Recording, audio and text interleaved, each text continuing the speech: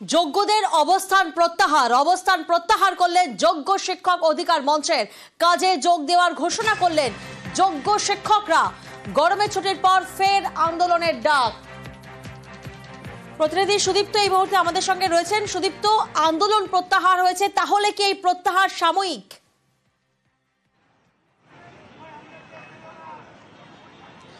দেখো প্রিয়াঙ্কা, বিষয়টা হচ্ছে 21শে এপ্রিল থেকে এসএসসি ভবনের ঠিক সামনে যারা অবস্থানে বসেছিলেন চাকরিহারা শিক্ষক শিক্ষিকারা, যারা নিজেদেরকে যোগ্য শিক্ষক শিক্ষিকার অধিকার মঞ্চ বলে নাম দিয়েছিলেন, তারা আজকে 25শে এপ্রিল অবস্থান প্রত্যাহার করলেন ঠিক দুপুর 12টা থেকে। এবং তারা যেটা বলছেন যে আজকে থেকে তারা শহীদ মিনারে তারা তাদের আন্দোলন চালিয়ে যাবেন। এই মুহূর্তে তারা শহীদ মিনারে সেই মোতাবেক তারা কিন্তু এসে গিয়েছেন এবং এই শহীদ মিনারে তারা দুদিন থাকবেন। কেন?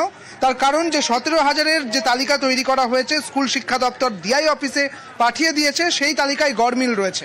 দুদিন সময় দেওয়া হয়েছে, শুক্র এবং শনিবার। তুমি জানো রবিবারের দিন সরকারি দপ্তর বন্ধ থাকে এবং এই দুদিনের মধ্যে সেই গড়মিল কাটিয়ে যাদের নাম নেই সেই 17,000-এর নাম দিতে হবে। ততক্ষণ পর্যন্ত তারা কিন্তু শহীদ মিনারে থাকবেন। সোমবার থেকে যাদের নাম রয়েছে তারা কিন্তু স্কুলে তারা যাচ্ছেন, অর্থাৎ তারা স্কুলে গিয়ে তারা ক্লাস করবেন এবং ঠিক 30 তারিখে যখন এই গরমের ছুটি পড়ছে ঠিক তখন তারা নতুন কর্মসূচি করে দেখাবেন, নতুন কর্মসূচি আনবেন, তারা নতুন কর্মসূচির ডাক দেবেন। সেই সঙ্গে যারা এই শহীদ মিনারে থাকছেন, কারা থাকছেন? যাদের 17,000-এর নাম নেই, যারা দুদিনের মধ্যে যদি সেই নাম 17,000-এর তালিকায় যদি অ্যাড করা যায়, যদি না যায় তারা কিন্তু আন্দোলন তাদের চালিয়ে যাবেন, তারা অবস্থান চালিয়ে যাবেন এই শহীদ মিনারে বসে। একদিকে তাহলে কি দাঁড়ালো? তারা তাদের আন্দোলনে থাকলেন, কিন্তু আজকে 21শে এপ্রিল থেকে যারা যে সমস্ত চাকরিহারা শিক্ষক শিক্ষিকারা এসএসসি ভবনে অবস্থান করছিলেন সেই অবস্থান কিন্তু প্রত্যাহার করলেন। প্রিয়াঙ্কা, বেশ।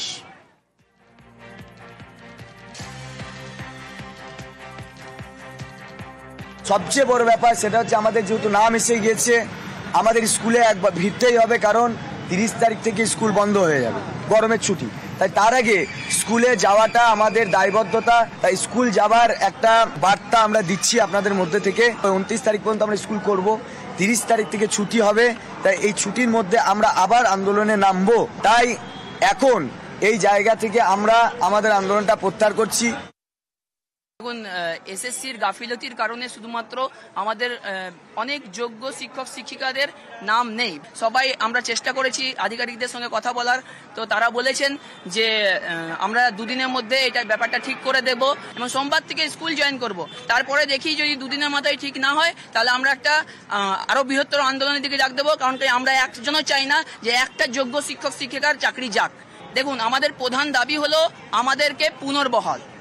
যতক্ষণ পর্যন্ত এই দাবিটা পূরণ না হচ্ছে আমরা কিন্তু ময়দান ছাড়ছি না।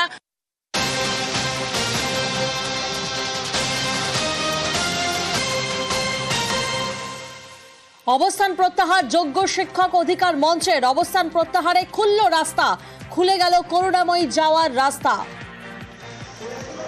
যোগ্য শিক্ষকদের নামের তালিকা প্রকাশ করতে হবে, চাকরিতে বহাল রাখতে হবে সহ একাধিক দাবিতে গত সোমবার থেকে আচার্য সদন এসএসসি দপ্তরের সামনে যে অবস্থানে বসেছিলেন শিক্ষকরা, শুক্রবার বেলা 12টা নাগাদ তারা এই এসএসসি ভবনের সামনে থেকে তাদের অবস্থান তুলে নেন। তবে আন্দোলন তারা জারি রাখছেন এই কথা স্পষ্ট করে দিয়ে তারা যেটা জানিয়েছেন যে তারা এই মুহূর্তে আচার্য সদন অর্থাৎ এসএসসি ভবনের সামনে থেকে তারা অবস্থান তাদের সরিয়ে নিচ্ছে এবং এই অবস্থান সরে যাওয়ার কারণে সল্টলেক যে থার্ড রো রয়েছে অর্থাৎ এসএসসি দপ্তরের সামনে যে থার্ড রো রয়েছে সেখানে সোমবার থেকে আজ বেলা 12টা পর্যন্ত কার্যত যান চলাচল বন্ধ রাখা হয়েছিল।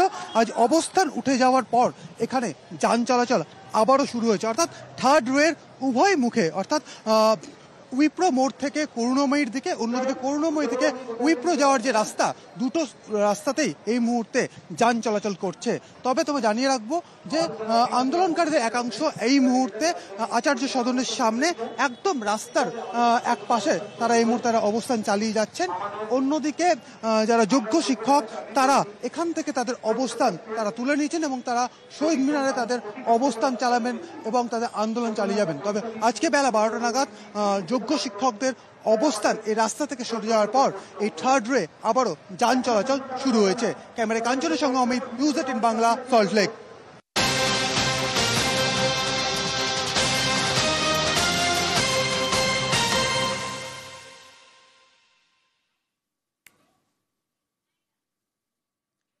যোগ্য তালিকায় ববিতা সরকার, এসএসসির পাঠানো তালিকায় ববিতার নাম রয়েছে।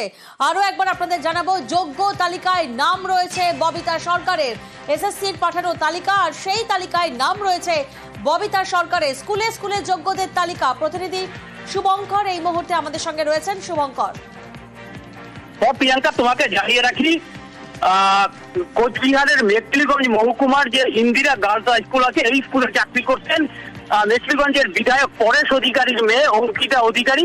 তার বিরুদ্ধে অভিযোগ ছিল এবং সে কারণেই আদালতের নির্দেশে অঙ্কিতার চাকরি যায়। পরবর্তীতে সেখানে চাকরি পান ববিতা সরকার।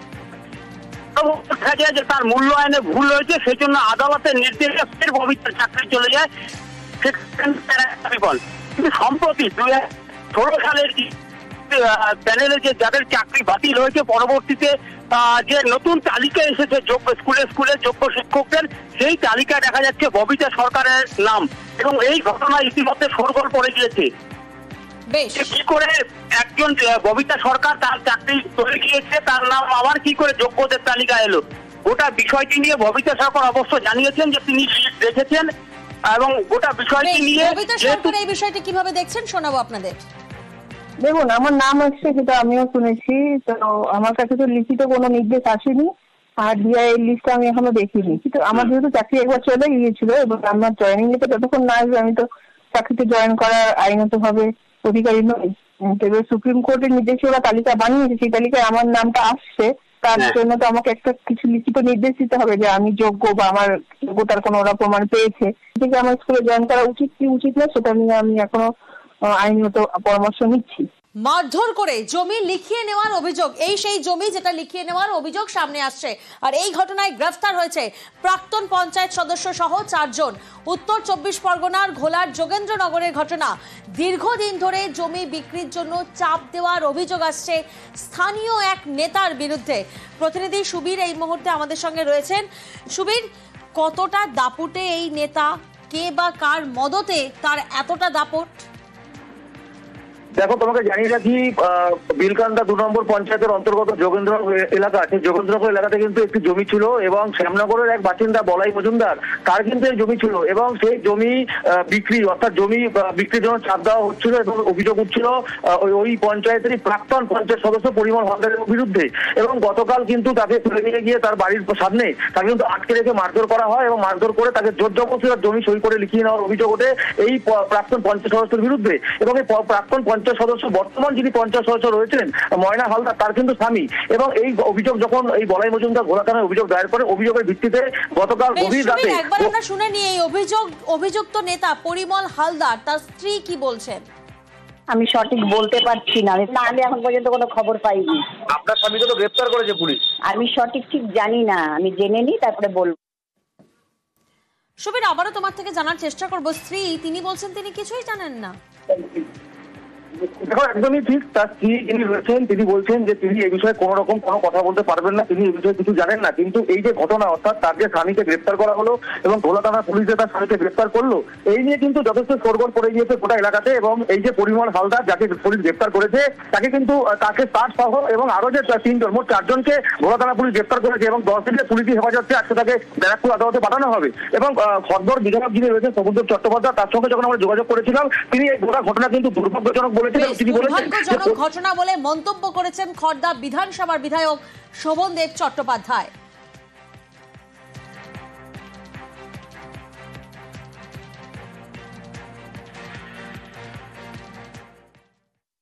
আমি নিজে জিজ্ঞেস করিনি কি ব্যাপারটা হয়েছে না হয়েছে, এরকম কোনো ঘটনা ঘটলে সেটা নিশ্চয়ই দুর্ভাগ্যের দুঃখের। পুলিশের সঙ্গে কথা বলে লোকালি আমি খবরও নেবো কি হয়েছে না হয়েছে।